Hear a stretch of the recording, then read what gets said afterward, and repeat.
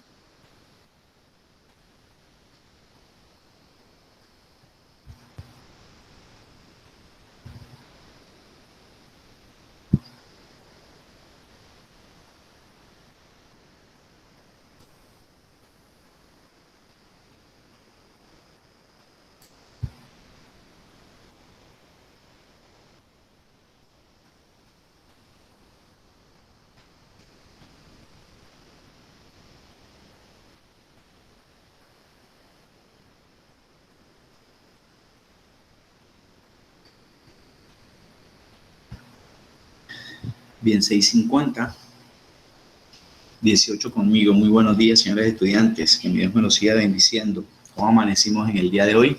¿Cómo se encuentran? ¿Cómo se sienten? ¿Todo bien? Buen día, profesor. ¿Cómo Muy está? buenos días, Sebas. Bien, bien, Sebas. Gracias a Dios, sí, señor. Me alegro.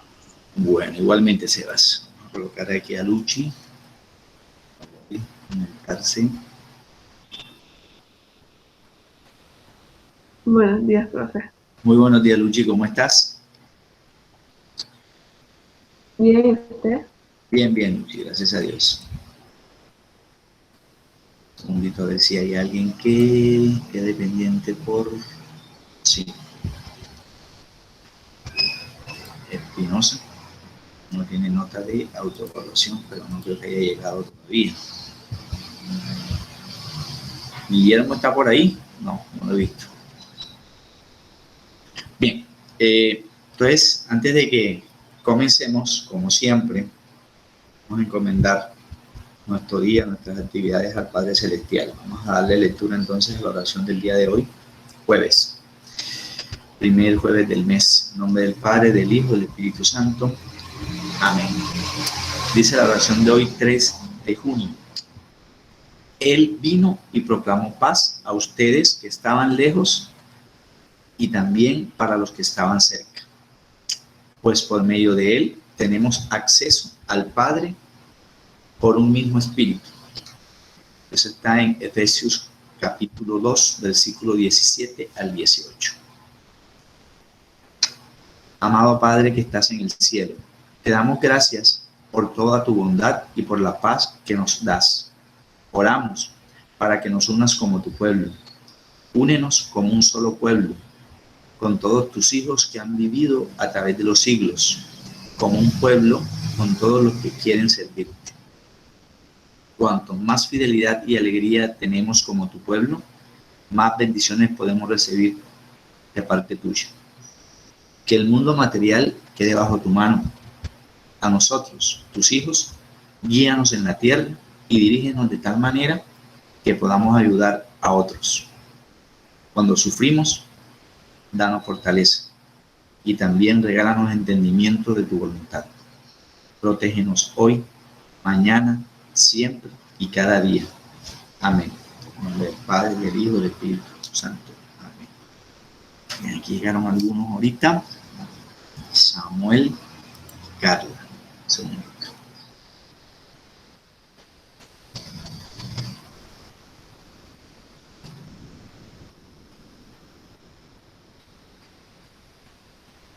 Carita también.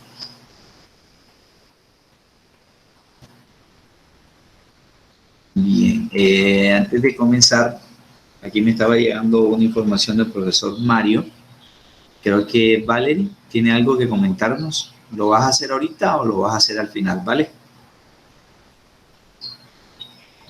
No, no es ahora, profe, no es en esta clase. Ah, ok, listo. Leí mal entonces. Bueno, señores, en la clase del día martes, que tuvimos a primera hora, tratamos de definir la disminución de la presión de vapor. Vamos a contextualizar allí para dar paso al video que les comentaba, que ese día no lo alcanzamos a ver. ¿Qué nos decía esa situación? Aunque ya borré los datos. Igual, como esto ya usted lo tiene allí y está resuelto, nos ponían a que comparáramos dos sustancias líquidas, decíamos, el tolueno por un lado y el benceno por el otro. Estuvimos recordando fórmula del benceno, que es el que más presión de vapor tiene, particular, o digámoslo así, relativa, si lo quieres llamar, mientras que el tolueno, un segundito que Olivares llegó, mientras que el tolueno tenía menos presión de vapor, por dos razones. Inicialmente el ejercicio lo propone con 22 milímetros de mercurio, y luego nosotros, al ampliar un poquitico del nombre tolueno, llegamos a la conclusión de que no era del todo puro porque tenía un radical presente. En ese caso se sustituía un hidrógeno de los 6 que tiene el benceno por un radical metilo, ¿verdad? Calculábamos fracción molar partiendo de 1 mol de benceno con respecto a 2 moles de tolueno. Dividíamos para la fracción molar 1/3, que sería 1 mol de benceno entre 3 moles totales. Eso nos daba un valor ahí de 0.33. Mientras que para el tolueno, que tenía más moles, 2/3 era 0.66. Al aplicar esta fórmula,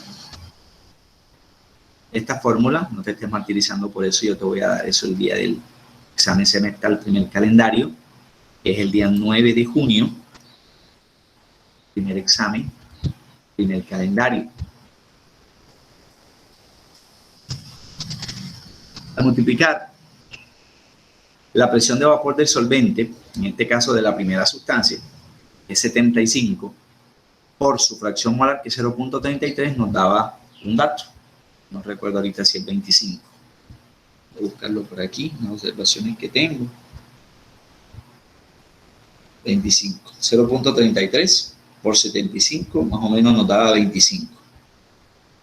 Mientras que para la situación del solvente B o del soluto B, que era el tolueno, multiplicábamos 22, según el ejercicio, nos dan estos valores, 22 por 0.66, nos daba menor. Y al final dijimos que la comparación la teníamos que hacer, ¿sí? Ah, perdón, ya sé, se me olvidó, qué pena. Sí, se me olvidó compartir. Es que tengo bueno, no he podido superar ese orden ahí a nivel cerebral. Parto del supuesto de que usted tiene el documento. Bueno, y establecimos ya al final, sobre el final de la clase, que debíamos hacer una comparación entre la presión del solvente puro, que es aquella sustancia que tiene mayor presión de vapor, en este caso el benceno, con respecto a su presión parcial, como me dice esta fórmula aquí. ¿Cierto? Con respecto a la presión parcial, hacemos una resta. 75, que es lo que me da la situación, para concluir, 75 menos 25, nos dice que esa presión disminuye con respecto a la que teníamos al principio. Claro. ¿Por qué? Porque al combinar soluto con solvente, en este caso el benceno participaría como solvente, disminuye, que es lo que me estaba diciendo el título, ¿cierto? Disminución de la presión de vapor. Entonces, ¿cuál es la idea? Relacionemos como conclusión que si esa concentración, que en este caso es 1 mol, lo triplicamos, por decir algo, o lo disminuimos a la mitad, lo hacemos 0,5, y este lo hacemos 1, porque si aquí disminuyó, este tiene que disminuir también, pues voy a encontrar que la presión de vapor va a disminuir aún más, porque la relación es directamente proporcional, no olvidemos eso. Concentración,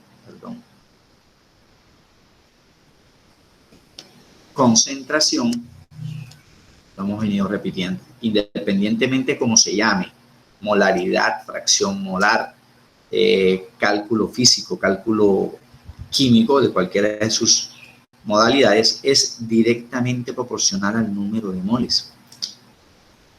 Si no me dan el número de moles, deberían darme la fórmula. Aquí no me la dan porque no es necesario. Benceno no es necesario que me digan C6H6, ni que el tolueno es C7H tal cosa. No es necesario porque me están dando los valores de concentración inicial, que es el número de moles. No me están dando la fracción, pero sí puedo hallar esa fracción. Entonces yo les voy a mostrar un video en donde una profesora de química nos hace una reconvención a un sitio geográfico en el mundo para mirar cómo eso disminuye con respecto a unas tablas que están previamente establecidas. Vamos a mirar entonces ese video como complemento de estos ejercicios que hemos venido resolviendo, incluso de la gráfica que hemos venido analizando. Un momento, vamos a compartir aquí una pestaña.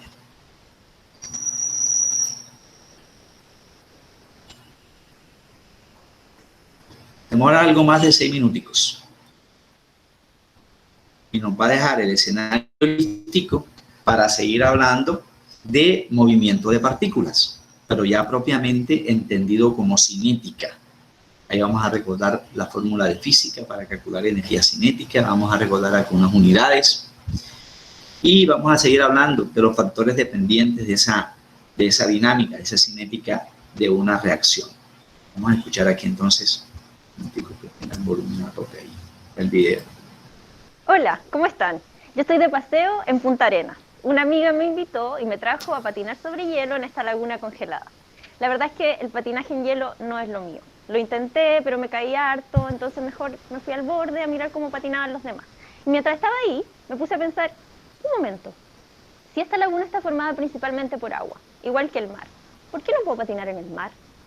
Mi amiga me escuchó y me dijo, yo creo que es porque tienes pésimo equilibrio. Pero ese no era el punto era, ¿por qué el mar no se congela y esta laguna sí? Si están muy cerca y deben estar a temperaturas muy similares. La respuesta a esta pregunta tiene que ver con el tema de este video, las propiedades coligativas de las soluciones, que incluyen la disminución del punto de congelación, aumento del punto de ebullición, disminución de la presión de vapor y la presión osmótica. En este video nos vamos a enfocar en las dos primeras.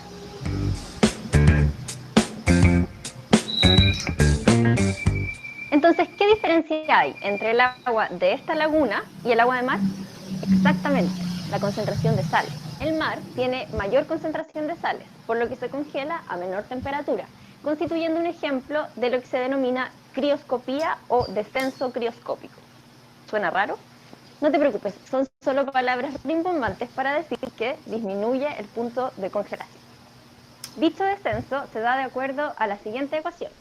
Esta ecuación nos indica que la disminución de la temperatura de congelación se calcula como el producto entre una constante propia del solvente, la molalidad de la solución y un factor I que corresponde al número de partículas que produce el soluto al disolverse. Por ejemplo, vamos a aprovechar el recorder que me está haciendo aquí la profe. Recuerde que este valor aquí, o más bien este símbolo, es la variación de temperatura C de congelación o crioscopía, como habíamos venido trabajando. Yo puedo reemplazar el factor I por el factor de Van Hoff, que es un químico alemán muy importante que propuso, entre otras cosas, la constante crioscópica, por la molalidad. O sea, siempre que nos den número de moles de soluto o me den una masa inicial, deben darme como complemento de datos un valor número 2, que sería el volumen de referencia. No podríamos hallar la molalidad si no tenemos un volumen de referencia, 400, 500, 1000, 1500, independientemente si me dan gramos o me dan kilogramos, porque podemos hacer la conversión, ¿cierto? Y recordemos, este resultado es el punto de congelación del agua. Bueno, avancemos. Y un factor I que corresponde al número de partículas que produce el soluto al disolverse. Por ejemplo, la sal común, de fórmula NaCl, es un compuesto iónico que al disolverse en agua se disocia de acuerdo a la ecuación. Por lo tanto, si quisiéramos calcular cuánto disminuye... Aprovechemos aquí. Ella me habla de disociación. En grado décimo nosotros nos hablaban de que los compuestos iónicos, como en este caso cloruro de sodio, que es una sal típica, está conformada por un catión, que estaría ubicado al lado izquierdo de la tabla periódica, es un metal, y generalmente los metales se oxidan, a excepción del oro, si es puro. En este caso está cargado a la +1, porque está en el grupo 1A de la tabla periódica. Mientras que el cloro ya va a estar a la derecha.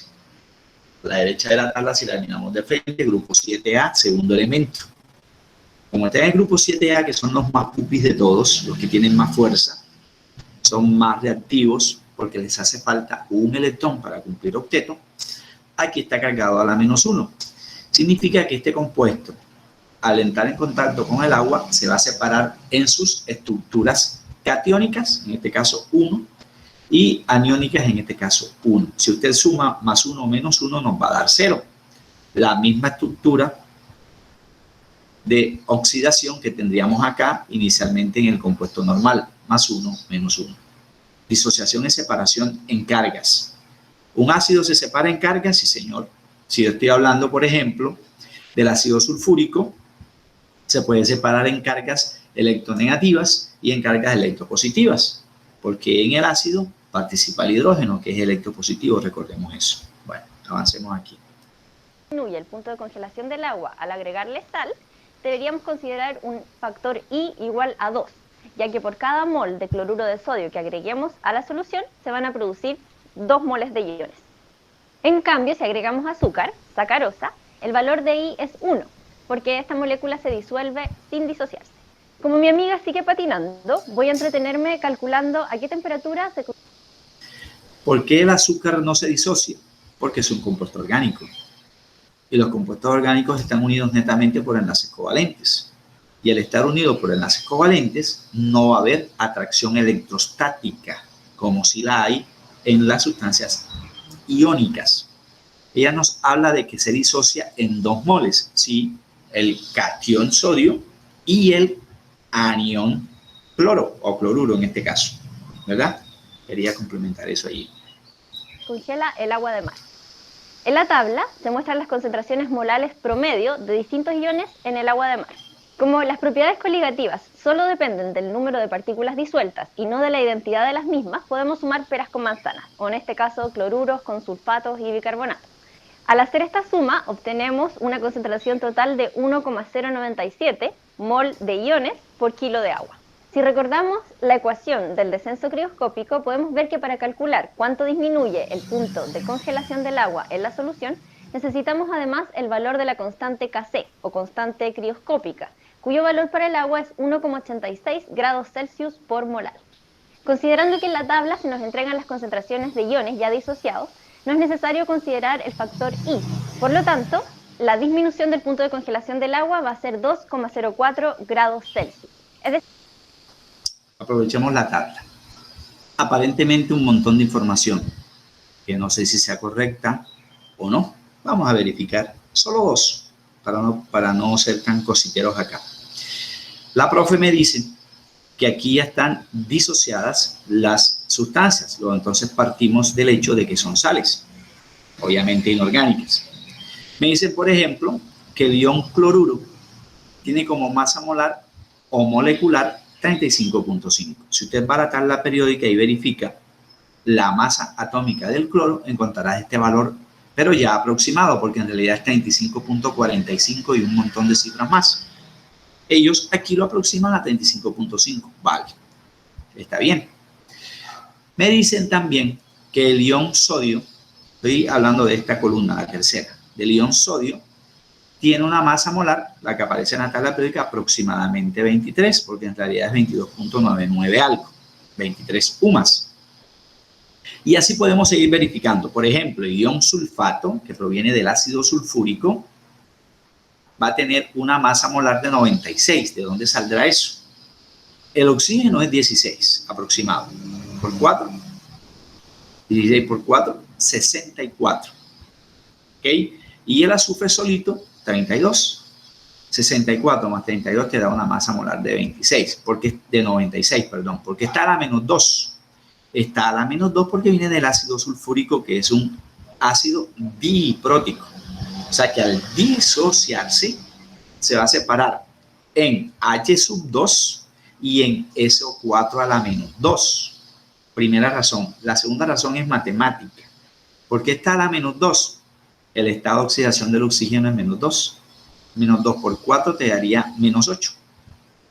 Y el azufre aquí, como viene del sulfúrico y me va a generar sulfatos, trabajará con más 6. Más 6 menos 8 te da un total de menos 2. ¿Sí ven? De menos 2. Masa molar 96. Y si sigo verificando me va a dar que esto es cierto. Ahora, nos dicen también que la concentración en gramos de cada cloruro en relación con el agua es 18,98. Es un valor específico para el cloro. Si te das cuenta, el cloro, que es el elemento que está a la derecha, segundo, la periódica, es la sustancia que más concentración en gramos tiene por cada kilogramo de agua, 18,98. Es un promedio entre esa concentración con respecto a la sumatoria total. Si sumamos todos estos valores en moles con respecto a los kilogramos de agua, nos va a dar un valor de 1,097, aproximado a 1,1, que es lo que ellos utilizan aquí como la molaridad, que sería número de moles del soluto con respecto a los kilogramos de solvente. Me va a dar 1,097. De allí que la temperatura va a descender 2,04 grados centígrados con respecto a la que teníamos. ¿Y cuál es con respecto a la que teníamos? 0, que es el punto de congelación del agua. ¿Sí ven? Entonces, en ese caso, siempre que nos hablen de disociación, el término me lo está diciendo, no necesito que me memorice eso. Di es separación en dos, generalmente, en dos. Si es una sal binaria, pues se va a separar en dos iones, un catión y un anión. Ahora, aquí clave es saber quién es el metal y quién es el no metal. NaCl, aquí está. El potasio no participa aquí porque lo vamos a meter. El potasio está acá como complemento. Como complemento de la concentración salina del agua de mar. Y mire, el ion carbonato, HCO3 a la -1, porque viene del ácido carbónico. Carbonato viene de carbónico. Bueno, avancemos. Es decir, el agua de mar se va a congelar a 2,04 grados Celsius menos que el agua pura. Considerando que el punto de congelación del agua pura es 0 grados Celsius, el agua de mar se congelaría a menos 2,04 grados Celsius. O sea que igual podría patinar en el mar, pero habría que esperar que la temperatura bajara aún más para que se formara una capa de hielo gruesa como en la laguna. Y también tendría que mejorar un poco mi equilibrio. Ya vimos cómo cambia el punto de congelación de un solvente al agregarle un soluto no volátil. Pero ¿qué pasa con el punto de ebullición? Para comprender esto tenemos que recordar que un líquido está continuamente evaporándose. Es decir, hay algunas de sus partículas que tienen mayor energía cinética y pasan a la fase vapor. Cuando se alcanza un equilibrio, va a haber un cierto número de partículas que van a estar pasando de la fase líquida a la fase gaseosa y también otras que van a estar pasando de la fase gaseosa a la fase líquida. Y eso va a ocurrir con la misma velocidad. En ese punto, en el equilibrio, las partículas que están en la fase gaseosa ejercen una presión, que se denomina presión de vapor. Al agregar un soluto no volátil a un solvente, disminuye la presión de vapor. Esto corresponde a una segunda propiedad coligativa, la tonoscopía o disminución de la presión de vapor. El punto de ebullición es la temperatura a la cual la presión de vapor del líquido iguala a la presión externa, de manera que las partículas pasan a la fase gaseosa. Como la adición de un soluto no volátil hace que disminuya la presión de vapor, se va a necesitar más energía para que esta presión iguale a la presión externa. Por lo tanto, al agregar un soluto no volátil se va a producir un aumento del punto de ebullición, lo que constituye nuestra tercera propiedad coligativa. También... ¿A qué energía se estará refiriendo ella que necesitamos suministrar? ¿Más energía cinética? Opción A. ¿Más energía potencial? Opción B. ¿Qué tipo de energía? Sí, señor, cinética. Cinética porque, fíjate que aquí en el fondo, déjame regresarme un tantico aquí. En el fondo de la lámina, un aumento, va a necesitar más energía para la adición de un soluto no volátil. El punto de ebullición es la temperatura a la cual la presión de vapor del líquido iguala a la presión externa, de manera que las partículas pasan a la fase gaseosa. Como la adición de un soluto no volátil hace que disminuya la presión de vapor, se va a necesitar más energía para que esta presión iguale a la presión externa. Por lo tanto, al agregar un soluto no volátil se va a producir un aumento del punto de ebullición, lo que constituye nuestra tercera propiedad coligativa, también conocida como aumento ebulloscópico o ebulloscopía. Aquellos que disfruten cocinando cosas sofisticadas como fideos con salsa pueden apreciar este efecto cuando ponen a calentar agua en una olla, la dejan hervir y le agregan sal una vez que ya está hirviendo. Van a notar que el burbujeo disminuye y tienen que esperar un ratito más para que vuelva a producirse la ebullición. Podemos calcular. Al esperar ese ratito más, me implican dos cosas. Número uno, aumento de temperatura. Claro, para que eso vuelva a ocurrir. Y número dos, si hay temperatura, aumenta cinética, por lo tanto también aumentaría el punto de ebullición. ¿Cierto? Es por eso, al agregar mucha más sal, eso retardaría el tiempo. Por lo tanto, tendremos que seguir suministrando más temperatura y desencadenaríamos lo que ya sabemos con respecto a ese valor. ¿Cuánto es el aumento del punto de ebullición usando una ecuación muy similar a la del descenso crioscópico? Solo que esta vez la constante corresponde a una constante ebulloscópica, también propia del solvente, y el cambio de temperatura es un aumento. Para el agua, el valor de la constante ebulloscópica es 0,52 grados Celsius por molar. No sé tú, pero yo prefiero las recetas que vienen en unidades químicas de concentración. Así que si la receta de fideos dice que hay que agregar 0,5 mol de sal en 1 kilo de agua, el aumento del punto de ebullición de esta solución sería de 0,52 grados Celsius. O sea, esta solución va a ebullir a 0,52 grados Celsius más que el agua pura.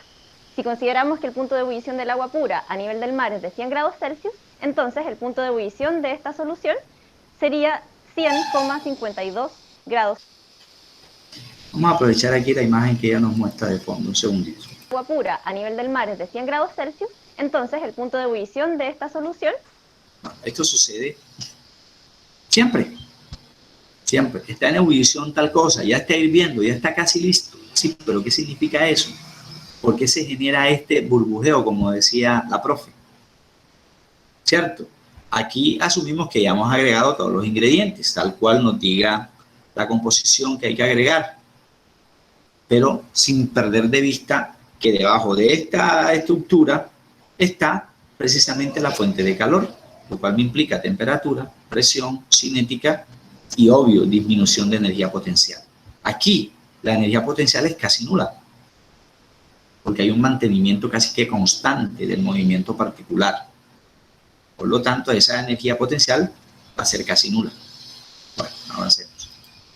Sería 100,52 grados Celsius. Bueno, mi amiga patinadora ya logró hacer su triple flip, así que nos vamos a la casa a preparar los fideos. Te dejo la tarea de averiguar más sobre las ecuaciones para calcular la disminución de la presión de vapor y la presión osmótica. Hasta el próximo video. Una pregunta, bro. Sí, señor. Un segundito, ya interrumpo aquí y me voy a la clase. Un segundo. Sí, dime. Bueno, son varias. Bueno, son como dos. La primera es que acabo de dar cuenta a qué se refiere con energía potencial allí, porque, o sea, yo me imagino la potencial como cuando están hablando de altura o algo así de física, ¿no? Sí, señor. Sí, señor, claro. Esa es la... por eso les decía, esto nos va a dejar el escenario, y usted parece que adivinó, nos va a dejar el escenario así, lístico, las condiciones lísticas, para empezar a hablar de cinética, pero cinética ya asociada a una reacción que depende de concentración. Y si hay una concentración alta, mucha más frecuencia reactiva va a haber, porque si no se adecua la concentración a las especificaciones estequiométricas que ustedes vieron el año pasado, con respecto a masa-masa, a mol-mol, en fin, ese montón de cosas que vieron, no sucede nada. Por ejemplo, en este caso, por aquí, por la ventana donde yo estoy, está entrándose la luz solar. Estamos en presencia de aire, lo que yo les decía de pronto en clases, en otras oportunidades. Y hay vapor de agua en el ambiente. Pero ven acá, ¿y por qué yo entonces no produzco fotosíntesis? No realizo fotosíntesis. Entonces necesitaríamos que todas las condiciones estuviesen dadas para que una reacción suceda, porque no siempre ocurre reacción. Es lo que vamos a ver ahorita. ¿Ve? ¿Y cuál sería la siguiente para ir ubicándome aquí en la nueva pizarra? Bueno, no tiene tanto que ver con, digamos, con la... Bueno, sí tiene que ver, pero tampoco tanto. Ajá. Es una pregunta que quiero salir de dudas. O sea, por ejemplo, yo tengo una agua y mi meta es llegar a 100 grados Celsius, o sea, que se convierta en gas, ¿verdad? Y yo tengo el mismo recipiente, el mismo volumen y tal, pero uno lo coloco a no sé, a unas 2 llamitas de vela, y el otro lo coloco en una estufa ya bien hecha y todo tal, digamos, con sus buenas llamas, ¿verdad? Estoy casi seguro que el primero que va a llegar es el que está en las llamas de la estufa, porque no sé, en mi mente funciona la lógica así como que, este tiene como que las llamas más fuertes, no sé, entonces seguramente va a llegar más rápido. La segunda pregunta es esa, o sea, sí es correcta la lógica que estoy usando. O... A ver, lo que sucedería en ese caso es lo siguiente. Mientras más temperatura nosotros suministremos, vamos a hacer que las partículas se muevan mucho más rápido y que pueda suceder la reacción. ¿Por qué? Porque para que una reacción suceda no solamente tiene que haber temperatura, porque no todas necesitan temperatura, que es lo que vamos a empezar a mirar hoy. Por ejemplo, hay reacciones que suceden muy lentamente. El envejecimiento nuestro, por ejemplo. ¿Cierto? Esa es una reacción lenta, pero progresiva. Cada segundo que pasa del día es un paso más al envejecimiento. Eso no lo podemos detener. Pero ocurre, bueno, esperaría uno, ¿no?, que sucediera durante mucho tiempo. a no ser que nuestro Padre Celestial destine otras cosas. Ese es un ejemplo de reacción lenta, que no necesita temperatura. Muestra el envejecimiento. Segundo ejemplo de reacción rápida. Yo no necesito meter una moneda ni de 100, ni de 500, ni de 1000 pesos en un enchufe para saber qué puede suceder. O tampoco necesito encender un fósforo y echarlo a 1 litro de gasolina para saber lo que puede suceder. Eso es una reacción rápida. Entonces fíjate que la naturaleza, lo mismo sucede en nuestro cuerpo. Hay diferentes tipos de reacciones. Entonces, ¿qué vamos a hacer a partir del día de hoy para complementar la respuesta que te estoy dando? Vamos a mirar cuáles son los criterios que tenemos para hablar de clases de reacciones. ¿Qué sucede cuando yo dejo la llave de la estufa, como usted decía, a tope con 1 litro de agua 15 minutos? En cambio, coloco el mismo litro de agua con 2 velitas. ¿Cuál de las dos generará más impacto reactivo en el proceso? Pues obvio, ¿verdad? El de la estufa. ¿Pero por qué? Ahí tendríamos que mirar que en la estufa hay un gas combustible muy importante. Además de eso, que hay una acción directa.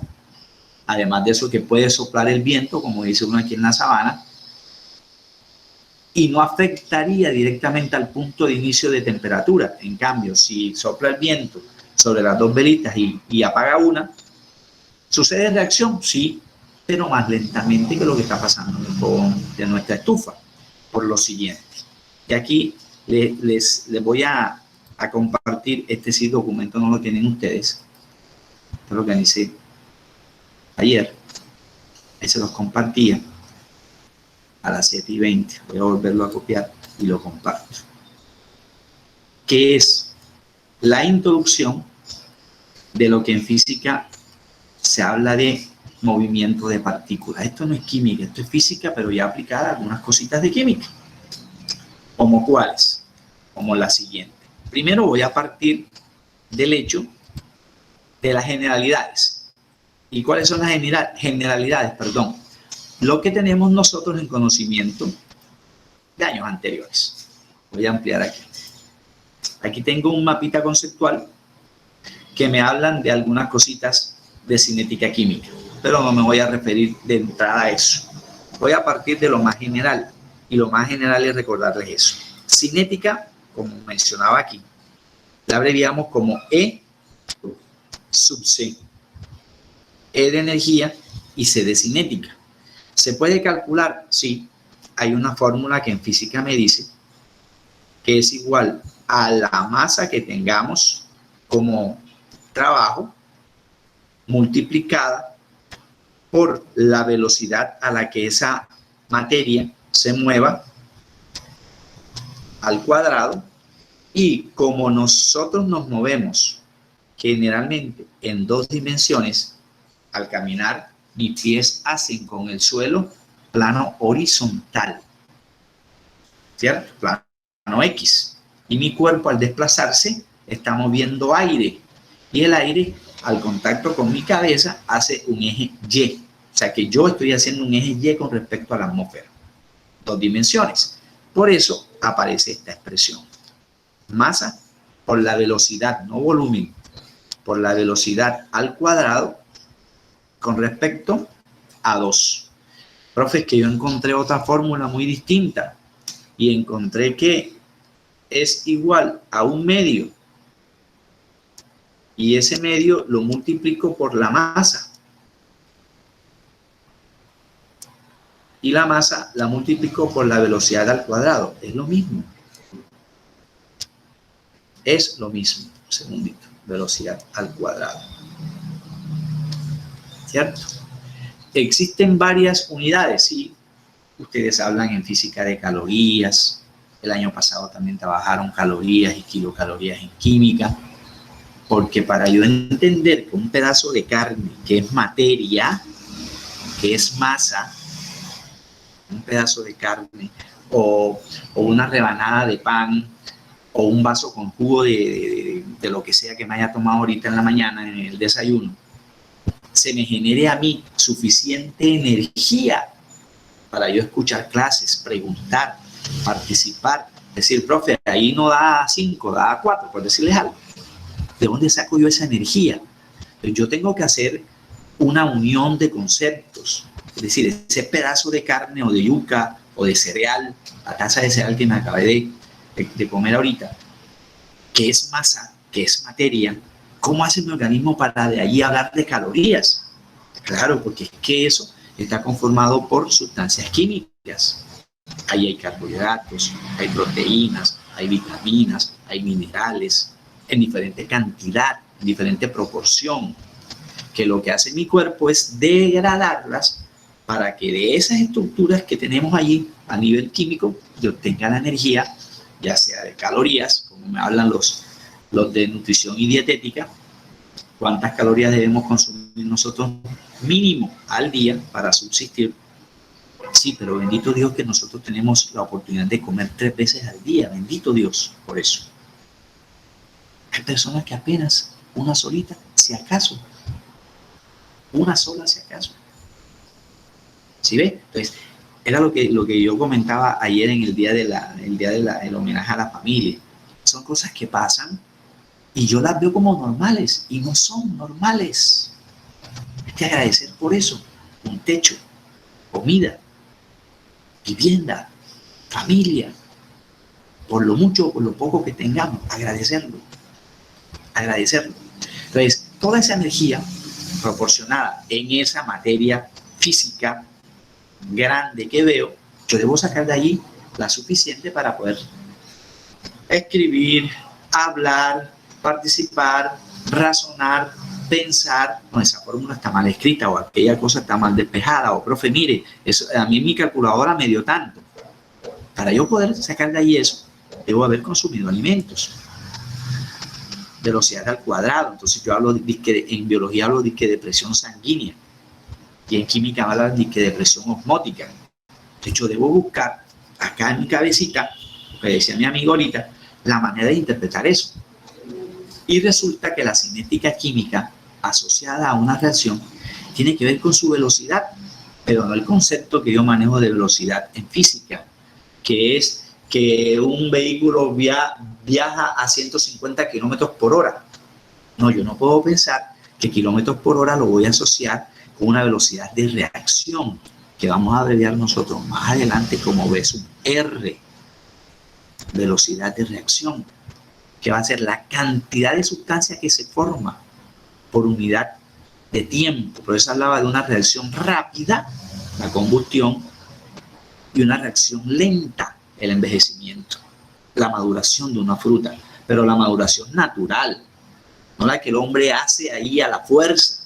Entonces le adiciona cosas que de pronto pueden perjudicar a las personas, le puede ocasionar gastritis, le puede ocasionar algún tipo de inconveniente, ¿cierto? Entonces, esa velocidad de reacción es cantidad de sustancia formada por unidad de tiempo y que depende esa velocidad de algunas condiciones externas, de las que ya hemos hablado en otras oportunidades. Concentración, mira, todo este montón de clases hablando de concentración. Grado de difusión en superficie de contacto. Presión, ¿cuántas veces no hemos hablado de presión? Temperatura todavía, profe, hablando de temperatura. Esto sí no lo hemos dicho. Catalizadores, y aquí vamos a detenernos un buen ratico. Catalizadores porque tendría que relacionar lo que conozco de biología, que son enzimas, por ejemplo, pero eso asociándolo acá a química, cuya presencia es fundamental. Entonces yo aquí en catalizadores debo decirles, por ejemplo, que hay unos catalizadores que son positivos y hay otros catalizadores que son negativos, apartándome no del concepto de las enzimas biológicas, de otras condiciones como incluso la luz, como incluso, por ejemplo, algunos metales, aquí me están dando platino, paladio, y decir que los catalizadores nunca reaccionan, pero eso lo vamos a ir mencionando después. ¿Sí ve? Entonces, todas esas cosas que nosotros conocemos, las vamos a ir aterrizando en otro plano, que es eso, una reacción. Voy a diferenciar o a recordar. Reacción es lo mismo que ecuación, pues mi obligación es recordarles todo eso. Para eso estamos. Tengo que hablar de todas estas lo que yo le comentaba a mi amigo, los criterios de clasificación. Miren, ya hablamos de rapidez y de lentitud. Estoy hablando de movimiento, cinética. Sí, profe, pero es que el año pasado a mí me hablaron de esto, me hablaron de esto, me hablaron de esto. Yo te diría, sí, eso está bien, pero eso es otro criterio de clasificación de reacciones químicas. Y de eso vamos a hablar en la clase del día martes, porque el lunes es festivo, ¿cierto? El lunes es festivo. Bueno, son 7:31 y me pasé un minutico. Les agradezco mucho por su tiempo. Este documento, el que lo quiera bajar, lo baja, no importa. En la siguiente clase yo voy a seguir compartiendo eso. Les agradezco mucho por su tiempo. Que Dios me los bendiga. Se cuidan, por favor. Chaito. Igualmente, profe, que tenga un buen Ok. día. Chao. Igual.